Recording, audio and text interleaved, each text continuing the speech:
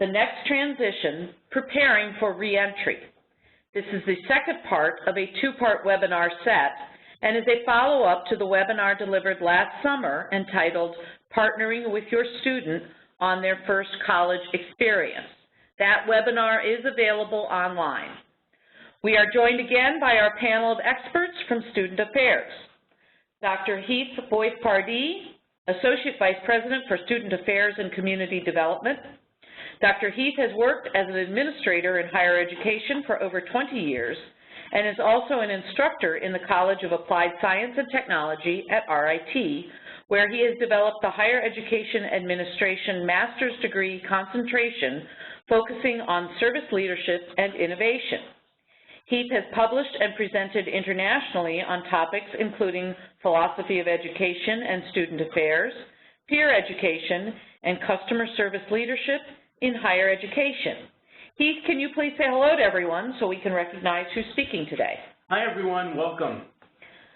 Dr. Dawn Meza Soufleris is Associate Vice President for Student Behavior in the Office of Student Behavior and Critical Incidents. She has spent more than 25 years working with college-age students. Her professional focus has been in the areas of college student behavior, mental health, alcohol, drug, and sexual assault prevention programming, and generational theory. Dawn has spoken at numerous national conferences on topics that include managing campus critical incidents, the impact of technology on college students, teaching millennials, social norming, and working with differently abled students. Dawn, can you please greet our attendees?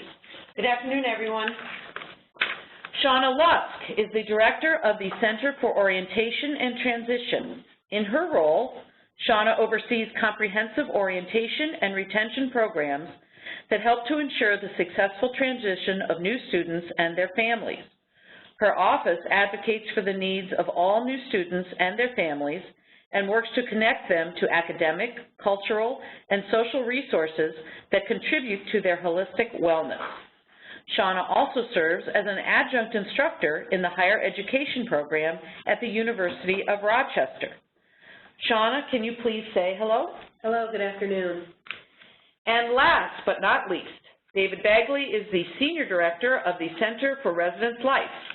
Res Life at RIT serves 7,100 students living in RIT residence halls, Greek freestanding houses, special interest houses, lifestyle floors, the RIT Inn, Global Village, and RIT Apartments. Res Life provides staffing and supervision in all residential facilities and strives to create significant learning opportunities that enhance student development and promote a sense of campus community. David, can you greet our attendees? Good afternoon, everyone. Thank you for being with us. Thank you all for sharing your wisdom on the transition students face during their college years. And now I will turn it over to our panel. Great, thanks Lydia. Good afternoon everyone, we're glad to have you here, and really this session we really want to be about you and focusing on your questions, your answers. We encourage you to use the chat function to make sure that you have all of your questions and answers during this session. Since we were here in the summer talking about going into college and new student orientation, we thought that it would also be helpful, and we hoped it would be helpful, to spend some time talking about the reentry, and that's what we've called it, and the reentry back home after a semester away. So we have a few tips, a few thoughts, but again, we want this to be interactive, and we encourage you to ask your questions. So let's get started. If you could use the poll feature, is this the first time your student will be home after being away? And that will just help us know, for everyone's benefit, where you're at. And it's really just a yes or a no. Some of you may have had the luxury of having them home for a few days last week, and already some of you may be part of the RIT Parents Facebook page, and those of us who follow that looked and saw that there are some happy things and some questionable things, and you know, I think the biggest thing that the four of us here today want to express is that your student isn't the same as they were when they left, and I think that that's the hardest thing really to think about. So we'll continue on, and we'll let you do the poll, and we'll give you some results of the poll as we move ahead.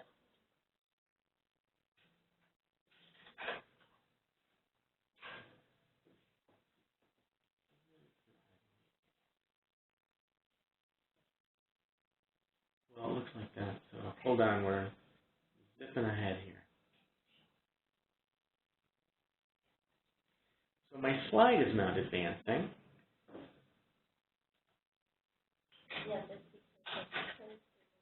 Oh, because the poll is still open. All right. So we'll leave the poll open for a few little bits.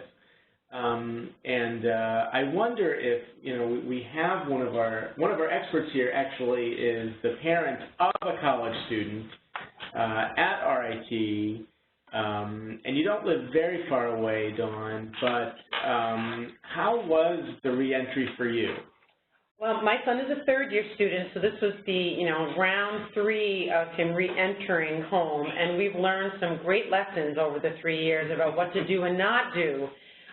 When we sometimes say when the beast comes home, because there is a transition period that it needs to happen in order for him to settle down and get back into family life. So I would say it went well this time, Heath, because we're experts at it now. We have figured out when to talk and make eye contact and when not to, and when to let him just sort of be and kind of get reacclimated to being home with sisters and family and pets and all that. And I think it went well, but always something to learn, always something new as they grow and they change.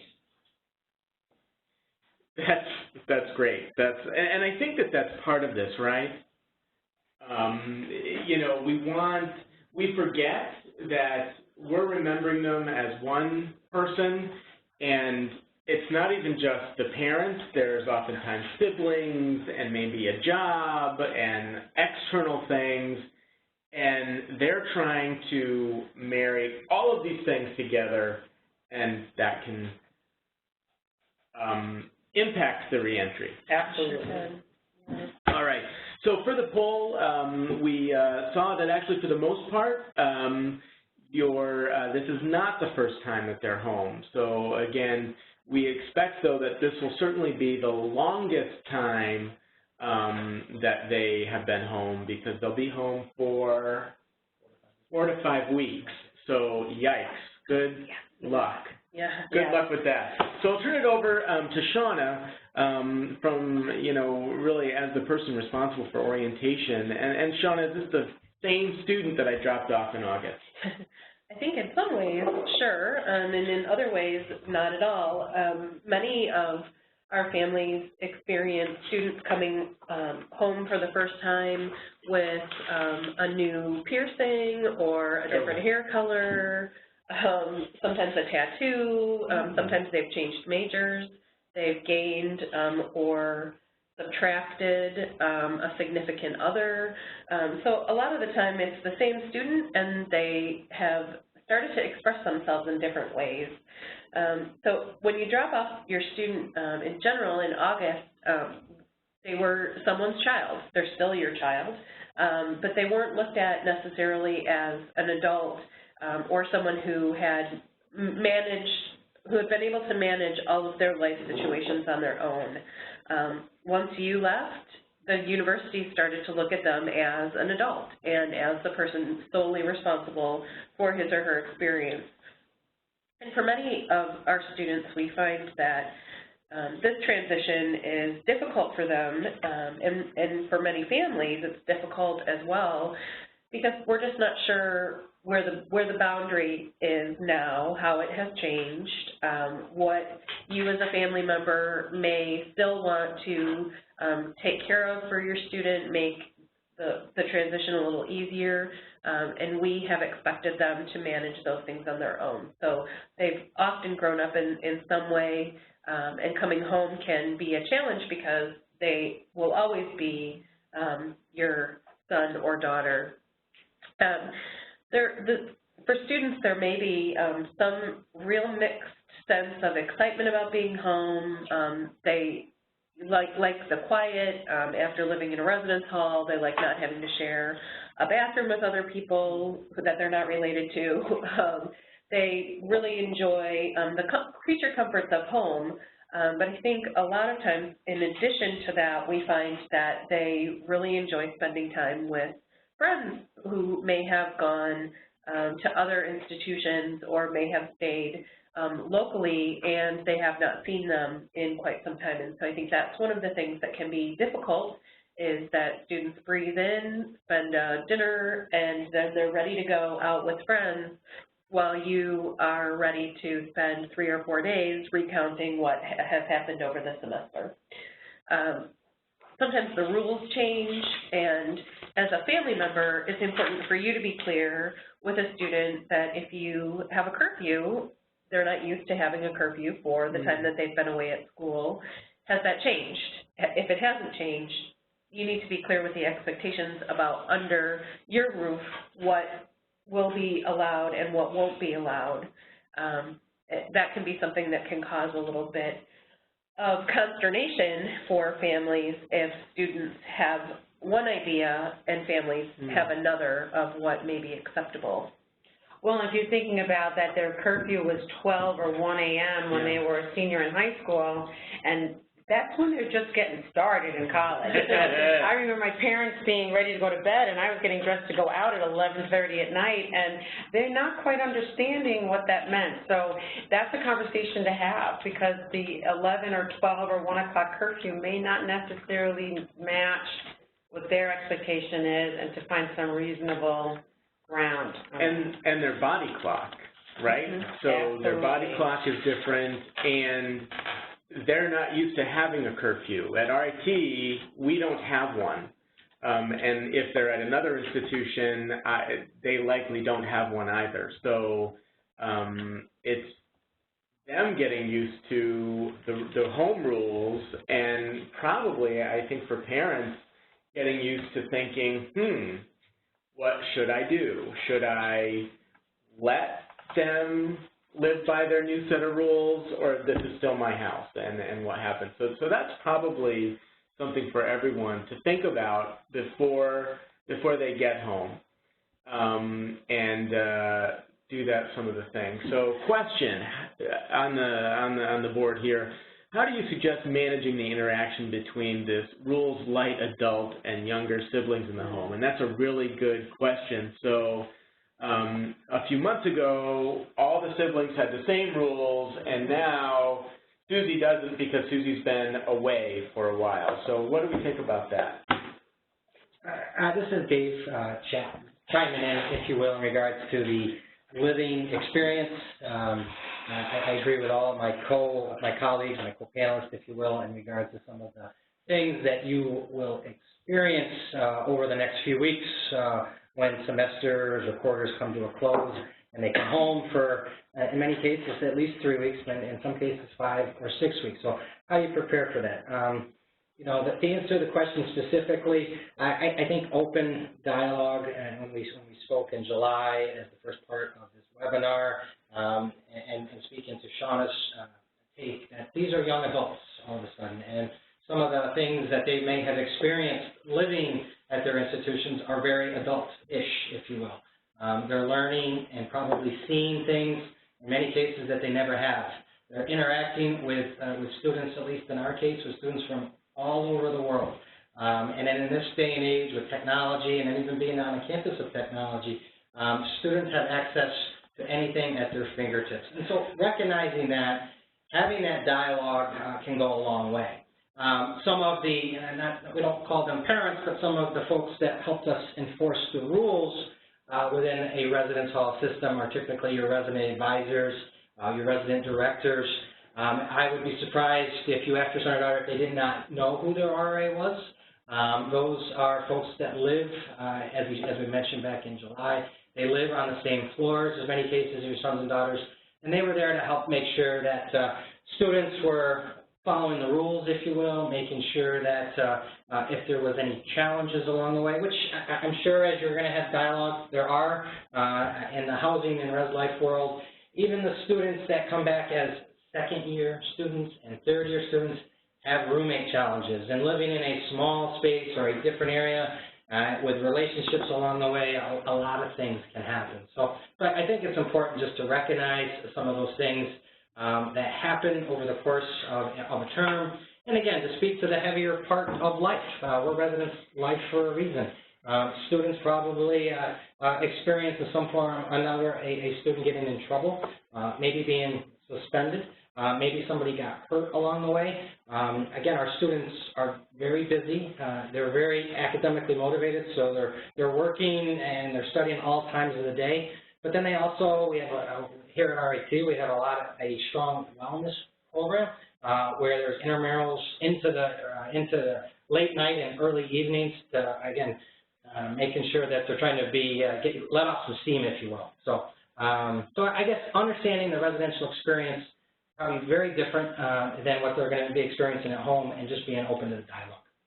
Dawn, I'm wondering if in your home, do you have this sort of, well, you know, your son, Mr. College, doesn't have the rules, but your other two still do. How does that, you're living this now. Oh, absolutely. I have 2 teenage daughters and then, of course, the college son.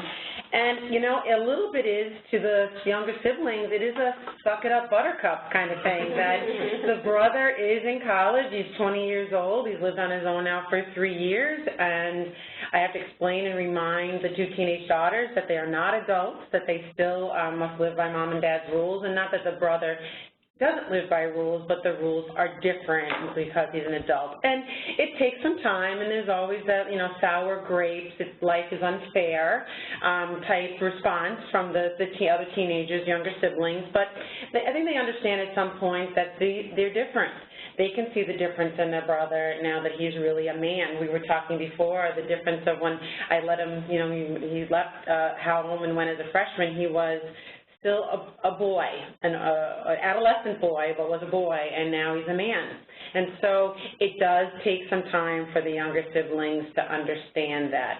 But they just have to, you know, I would say to parents, stick to your rules with the younger siblings. Don't change those rules. The rules are there for a reason, but they need to understand that it is different for their older siblings. Yeah, that's stick to your guns. Yeah. So, Dave, we've got some thoughts on, we've talked a little bit about this, but just preparing for the reentry and tips for parents? Yeah, again, just reiterating what I said a few minutes ago, just recognizing living in a residence hall or an on-campus apartment or just away from home is very different. And being open in the last 4 months, they were busy probably in many ways. I'm sure that this time of the year, as they're gearing up for their finals and end of semester project, there's a stress to that. So when they get back in a few weeks, there might be some stress, or the back end of some stress, and any way that you can officially welcome them back, but recognizing that it's been very different, especially for the last 4 months. And as I said before, they experienced new opportunities, hopefully very positive ones, but the reality is there's some negative things that happen. I mentioned before, most campuses are not immune to some of the social challenges that are out there, whether it's alcohol and drug potential experimentation or other things that happen in the world, if you will. And having open conversations around those can go a long way. And just recognize that they work to find their way. And some of them may have had roommate challenges and had to work with an RA or work with some of the professional members of the community to help get that. But they're adults now, and we try to treat them like that and help them make informed decisions. Great. Thanks, Dave. We thought that, you know, and all of this gets to, you know, timing is everything, and how do you get them to that point of deep conversation that you're looking for? You want to have those conversations that you had before they left, and you remember all those things, and they come back and they've got blue hair and they're different. You know, I remember, I can't believe I remember this because it was a very long time ago, but, you know, when I came home, I had gotten used to sleeping with a fan on in my room to drown out the residence hall noise, and I needed a fan. Even though it was quiet, I needed to have that white background noise. So I remember, you know, running to the closet in the middle, you know, tearing things that, you know, and my parents were like, what are you doing? Well, I need this. So I think before you engage in any deep conversations, it's just important, as we've said, they're not the same. They have lived a different life for several months, and at RIT and at any school, really, the goal is we want them to do that. We want them to be independent. But I think really, before you engage in those conversations, they've got to be in a place where they can welcome the engagement. So first, welcome them home. You're happy to see them. You want them to be there, and let them know that. And that, you know, we all do that in a variety of ways. That can be done, you know, just by saying it. Can be a hug. It can be a kiss. It can be a home-cooked meal, which they will love. Any of that, I think, is great. But then I think it's also important, they're going to come home and they are going to be exhausted. You know, we all think, for all of us, you know, we live at home and we have the holidays approaching and we're exhausted and we've not had to move some of our stuff home for a while. So it's really important, let them rest a little bit. I think it's often not uncommon, and Dave, correct me if I'm wrong, it's not uncommon for a lot of college students when they get home to get sick. They've just had their finals. It's kind of the letdown period, and what happens? We all then just, our immune systems get down, and they'll get sick. Absolutely. And, you know, sick for the holidays, awesome, terrible. But I think, as Dawn said, you know, it's important to give them some space. Don't, you know, it's not the same, and don't approach it as the same, and don't, you know, oh, it's Thursday night, Scandal's on, let's all sit down like we used to and watch Scandal. They may not watch Scandal anymore, and I think that that's important, to give them some time, let them text their friends, let them do their stuff, and I think for all of us, that we think that's probably some of the best advice we can give. Poll number 2, all right. So we wonder, and we think it would be helpful for us to know, what is your biggest worry about your child coming home? Are you worried that things won't be the same? Are you worried that they'll struggle, that they'll want to see their friends more than you? Or are you worried about all of those things, or perhaps something totally different? So let us know about that. Dawn, were you worried when Chris came home for the first time, or did any of these things worry you? Oh, absolutely. You always wonder if it's going to be the same as when you drop them off. You know, and we watched Grey's Anatomy together. That was our show to watch together. And I remember sort of casually saying, hey, you want to go watch Grey's Anatomy? And he just looked at me blankly and said, you're not serious, are you? And I said, oh, no, just a suggestion. Just a suggestion. And he was like, no, that's a stupid show, and I'm going out with my friends. And, you know, it was hard to hear that. It was hard to hear that. And that was, I think, to a first-year student sort of figuring out his role in the house. I think now he's probably a little more acclimated to say, hey, I'll throw you a bone, Mom. I'll watch a show with you, just because he's a little more mature. But they, you know, they're different. I often worried about the arguing piece, because I thought, oh, we're going to really clash, and I had to learn to bite my tongue a little bit and let them express themselves the way they needed to express themselves, and not hang on every word. And it takes some time to get used to that. Plus, I will tell you, 4 to 6 weeks is a long time. When they're home for Thanksgiving and it's 5 or 6 days, it's a good time and everybody's probably pretty happy, and they go off. They get to about the 2nd or 3rd week of being home, and they're missing their friends and their life and their freedom, and it gets a little old. And even though we miss them when they leave, sometimes there's a sigh of relief when the college student goes back, because they are disruptive. Right. They are disruptive to your new life Right. That does not include them every day. And that's really, again, that's the thing that we forget about, that, you know, for those of us who stay home, we have also developed a new life that doesn't include 18 or 19 or 20-year-olds doing their own thing. And yeah, on chat, you know, it's talking about worried that we're going to end up arguing, and we have a short amount of time, but actually for many, it's really pretty long. Especially this holiday break, the semester break, you know, in between fall and spring is extremely long. And will you argue? You probably will. It's just part of it. And if arguing was part of your life before they left, it probably will be part of your life when they return. But it's having a really long, as parents, to have a really long fuse is probably a good thing to kind of reduce the tension, because there'll be some tension. Great. That's great. I'm glad that you're here to share. And to add to that tension, at some point during that break, their academic grades will arrive, which could add to the some of the stress and conversations on many levels. So in terms of reentry challenges, because this is Dawn, you know, things like messy bedrooms. We all work with students in residence halls, and we walk down the halls and look inside the bedrooms, and as the semester goes on and the busier they get and the more tired they get, cleanliness is not necessarily a priority.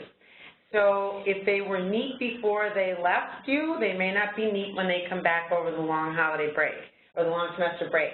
If they were already messy, they may be even more messy because they just have learned to sort of live within the chaos of their life in college and, you know, picking things up. You know, I would suggest to parents that you just close their bedroom door.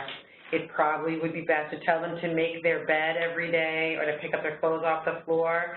It probably will be an argument you don't want to have, and so I would suggest as a parent and a professional, close the door. Doors are very great to just close them off and let them be in their room and don't enter until after they leave. Often students don't feel like they have to do any chores anymore because they're not there every day. So when you say take the dog for a walk or take your sister to ballet lessons or run to the store to get something, you may get that blank stare like, really? Are you serious? Or the eye roll. Eye roll, like, really? I have other things to do.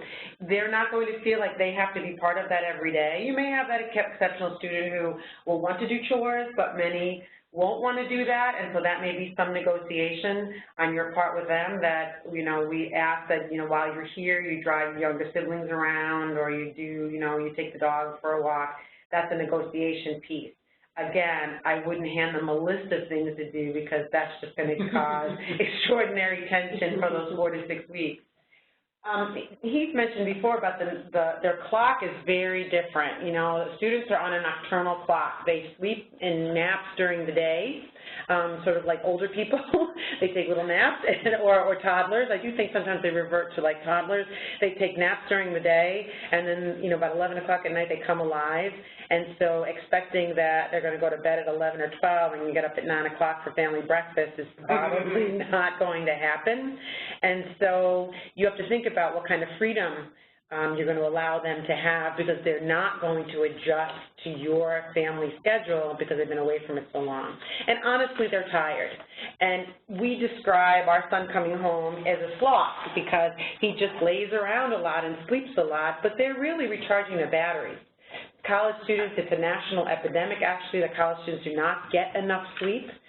They need sleep, just like toddlers and younger kids. They actually need more sleep than probably we do, but they don't get it in college, and so it may be the first 2 weeks that they sleep 12 hours or 13 hours a day trying to rejuvenate their clock and rejuvenate their bodies. That's a good thing, so let them do that.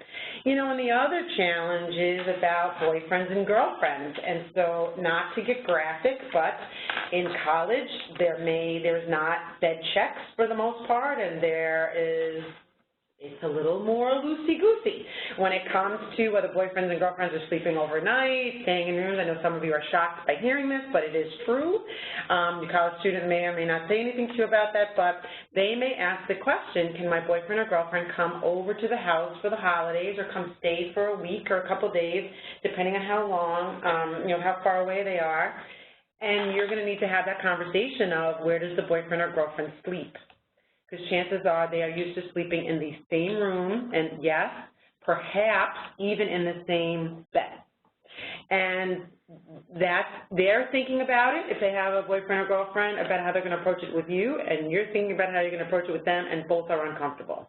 So thinking in your head and talking to your spouse, your significant other, whomever else is there as a parental figure in your home, or if it's just you, is what's your response going to be to that? And coming up with an appropriate response that's reasonable, and thinking about it ahead of time is a good thing. Now, I will tell you from personal experience, we just said if you're going to have somebody over, they're sleeping in another portion of the home, and you will sleep in your bedroom. But that was our decision, and it took some conversation and probably a little bit of attention, but that was a rule that we still stick to. Other parents feel very different. I think it's a personal choice based on your values, your morals, and, you know, what low-hanging fruit you want to manage when they're home. But those are just some things to think about and be prepared for. And I would add to that, I think it certainly with a significant other can create a challenge, but many times students will want to invite a roommate or a friend who lives further away and want to have them come and stay for a few days or a week during the break. And I think as a family you need to decide if that's something that you can accommodate, and at that time of year you want to accommodate, and setting some ground rules for that as well. Yeah, and it's really just about preparation, right? I mean, if I think anyone takes something from this webinar today, it's we're trying to prepare you for questions that may arise and things that you may not have thought of. And I think that the more that you can be prepared and not be caught off guard by these questions, can my girlfriend sleep over in my room, then I think probably the better for everybody.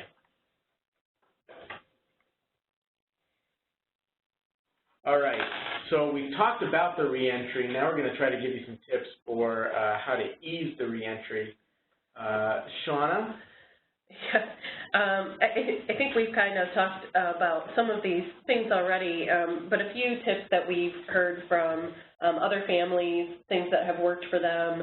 Have lots of good food in the house, their favorite food. If you have become paleo while they have been in their first semester at school, you may want to think about how you can accommodate their needs as well. And sometimes they have become paleo or vegetarian or vegan, and you may need to think differently about the food that you will prepare for the family. So something to be thoughtful about. I think that one tendency that families have sometimes when students come home is to drop everything else and focus solely on their student because they know they have this limited amount of time together, want to make the most of it. That can be really trying for everyone involved. It's really great to plan some special things to do as a family, to lay those things out in advance. But the last thing you want to do is have your feelings hurt when you want to spend 5 straight days, with your daughter at the mall or going on walks or riding bikes, and she's really ready to, go hang out with some friends at the pool. And I'm pretending everyone lives in a place where there would be a pool over the winter break because I wish I lived there. Or go hang out at the coffee shop if you are in Western New York where it's cold. We have pools, they're just Great. inside. Yeah. The other tendency is to spoil them when they come home, and I think that some of that is really okay. Students deserve that. They've worked hard. You deserve that. It makes you feel good to be able to do something special for them. You can go over the line with that, though. You need to make sure that that doesn't become an expectation then for every time they come home and for all future visits. And then don't grill students. I think it's often very characteristic of families who have spent some time apart. They want to know everything there is to know about all 4 months that they've been on campus within the first 24 hours of being home. So spread that out. You know, you can set aside 30 minutes a day in the morning, maybe over a cup of coffee. You may want to jot down some questions, some conversation starters, things that you want to make sure that you talk about throughout the time that you're home, so that you don't forget, but that you don't need to ask all 167 questions the minute they get off the bus or, you know, they get in the car from the residence hall when you pick them up. Well, and it's probably important, you know, don't make them recount their entire semester, right? Yeah. You know, don't, you know, you've trolled their Facebook page the entire semester, and now you've got a lot of questions about, well, who was that, and why was the lampshade on your head, and I wouldn't just ask all those questions. Like, again, give them some time, right? I think you'll find, too, that students will open up more the less they perceive you as prying. So if you ask as normal as you possibly can, asking everyday questions, you'll find that you may learn more than you ever thought you might learn just by going about your business. And listening, just being there and listening. I call it casual attention. So you're really attentive to what they're saying, but you're acting all kinds of cool and casual. That, oh, great, that sounds wonderful. You're absorbing all that information, but you're not questioning. I know, like, my son will start talking about people with either nicknames or first names. I don't know who they are, but I don't ask, who's that? You know, who's big so-and-so, or who that, because, you know what, then he's annoyed. Well, why are you asking me that question? So I just let him sort of flow, and eventually I'm able to put the pieces together and figure out who Big Sam is or who this guy is, after you just sort of casually be attentive to what they're telling you. Yeah, I think that's a great point. And one other thing I thought about in terms of reentry that I think sometimes families run into is, you know, while your student has been away from college, if you've maybe made some modifications to their room, you know, like you made it a workout space or a craft room, or maybe you decided that it was a more convenient place to keep the litter box, you know, you might want to either move that back or at the very least warn them. Oh, I put some stuff in your room. I hope you won't mind. And I'm going to tell you 90% of the time they will mind.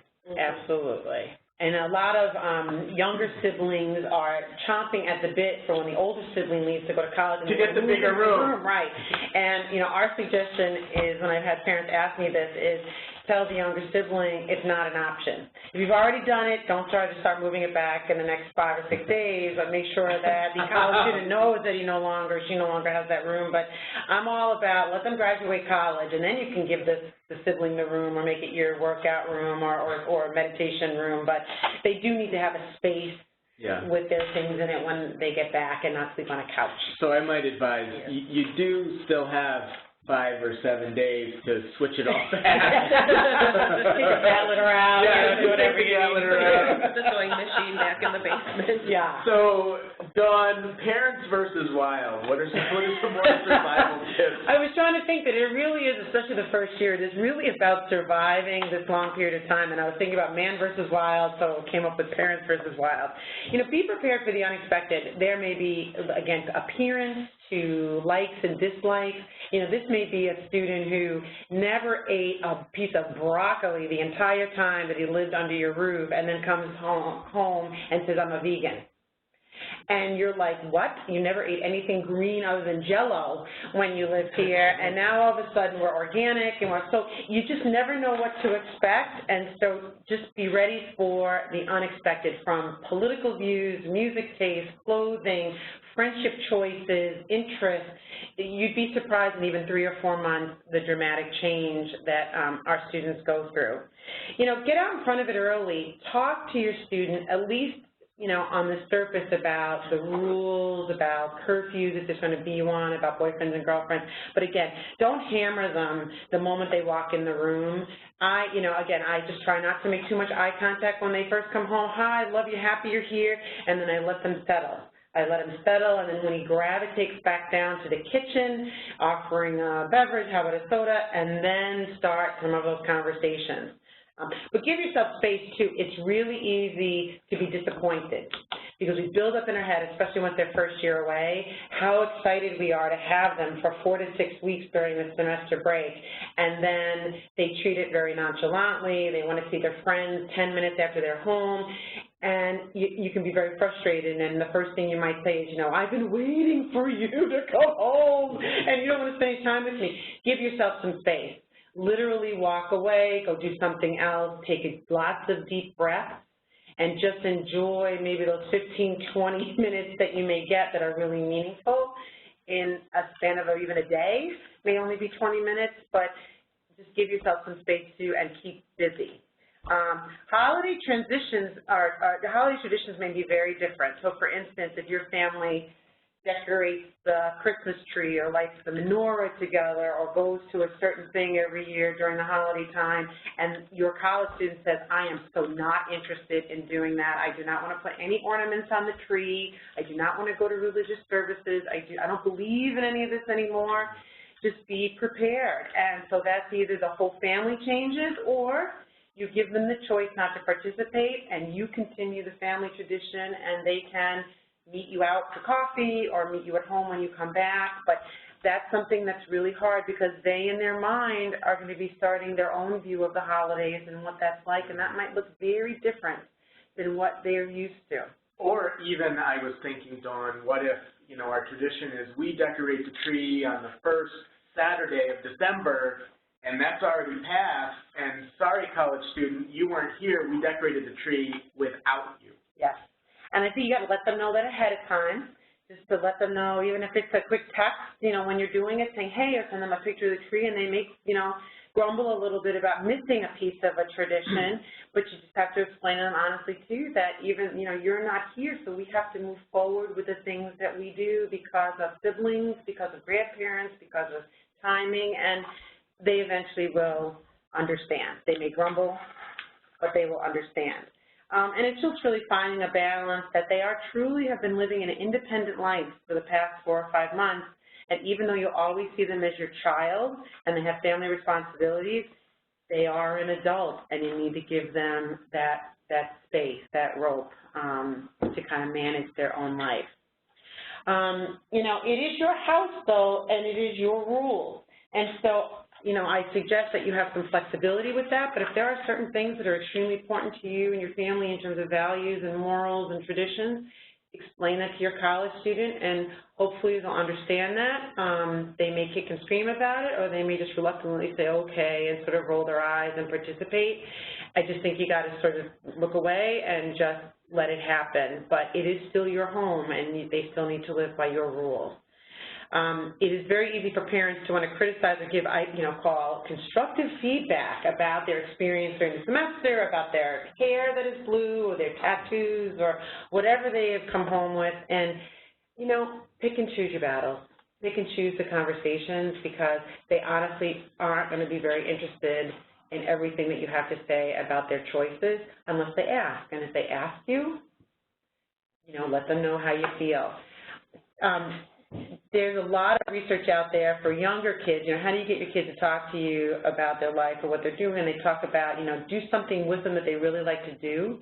So for kids, we often will find if you play with them their favorite puzzle or their truck, in the course of playing, they will make conversation. Pick something that your son or daughter really likes to do. So if your daughter is really like a fashionista and wants to shop or loves coffee, or your son absolutely loves, sushi or ice cream, take them out to do that. And that time in the car together, or even the time that you're having the ice cream or the sushi or whatever it is, you'd be surprised that lots of conversation may happen that's really genuine, and relish those moments.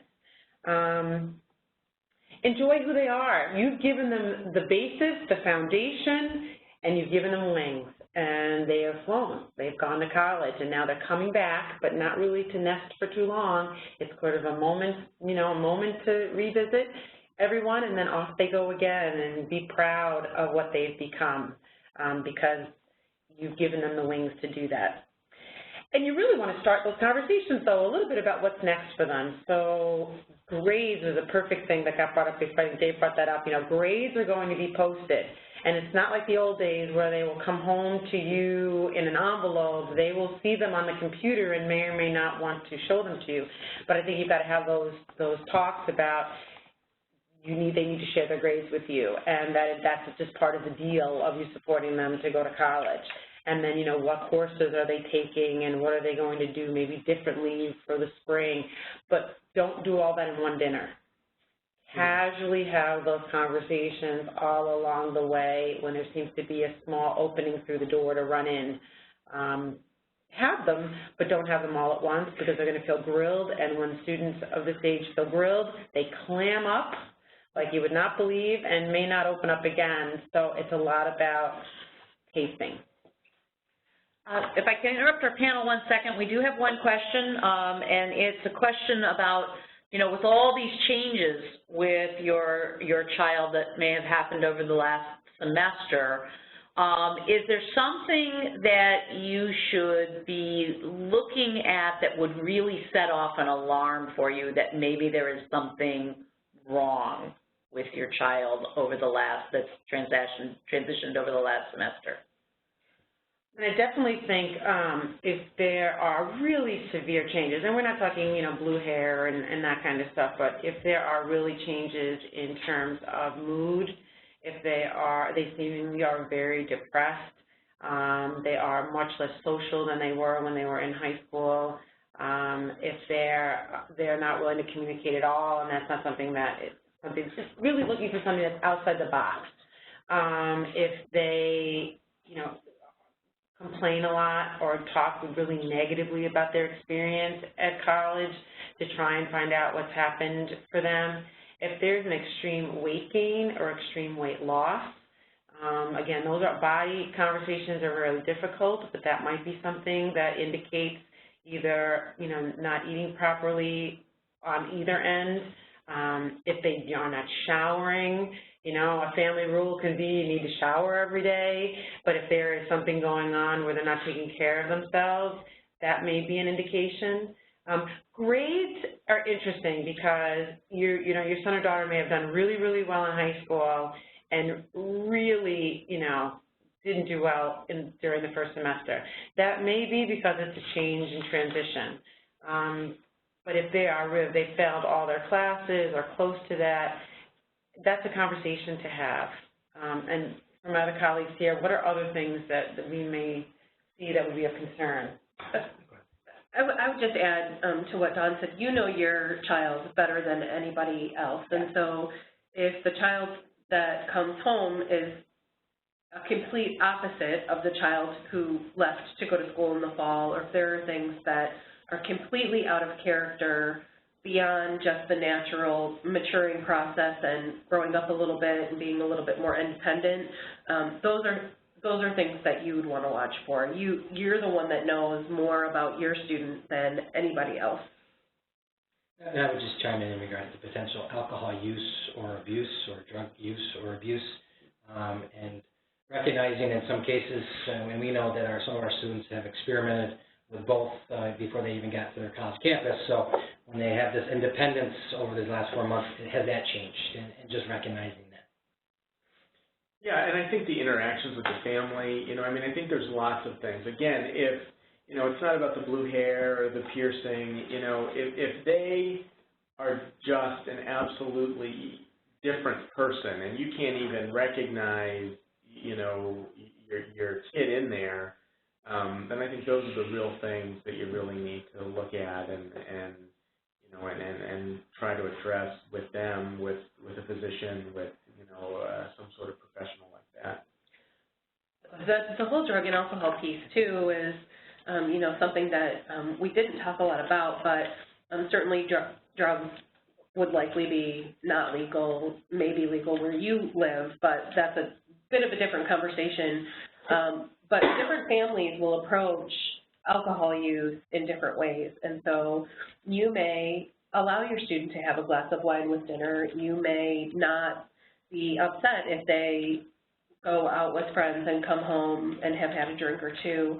but that may not be something that's okay with your family. And so that, I think, is one thing that often causes some friction, is that even if students are not of legal drinking age, and we certainly don't condone that on campus, they do make decisions. They sometimes don't make the smartest choices, or they don't make choices that we would prefer that they might make, but they're free to make them, and they are also free to live with the consequences of those. So that's something I think that a lot of people don't necessarily prepare for, but you may, along with the, can I have a guest, where can that guest stay? I think that's another part of the conversation that might be important to have in advance, so that you're not blindsided should you be faced with the situation. Right. I think that's just before they go out the first time while they're home.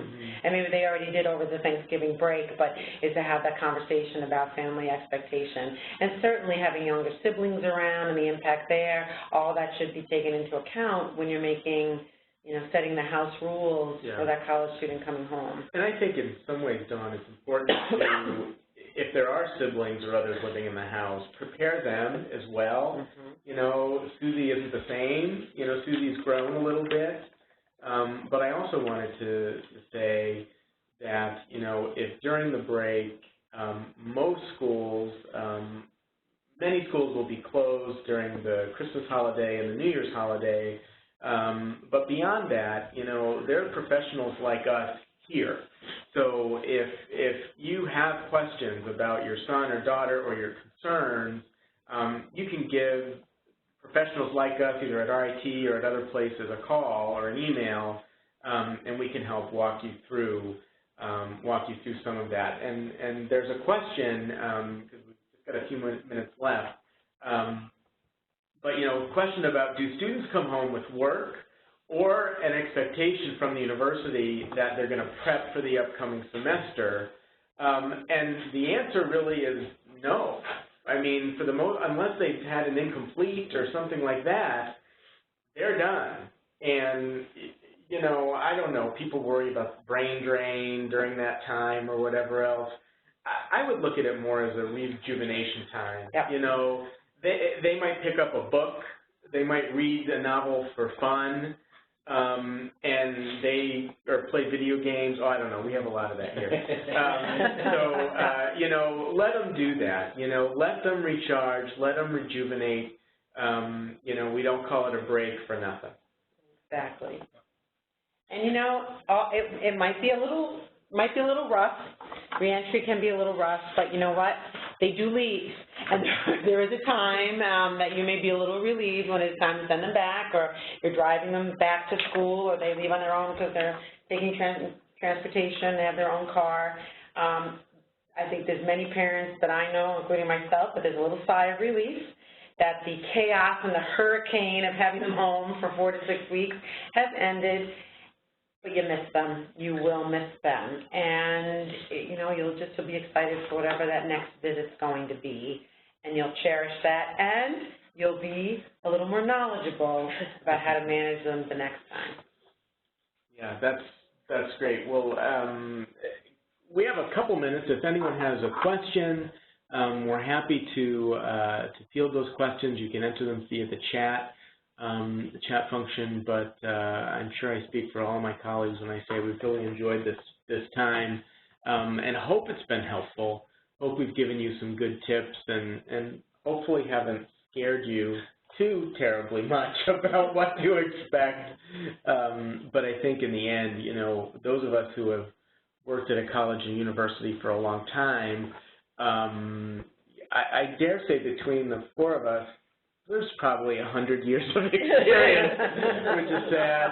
I only contribute 4. Oh, right. But we, people get through it, and you will get through it. And again, we're here as a partner, and people like us around the country to help you get through it. So thank you very much. Thank you.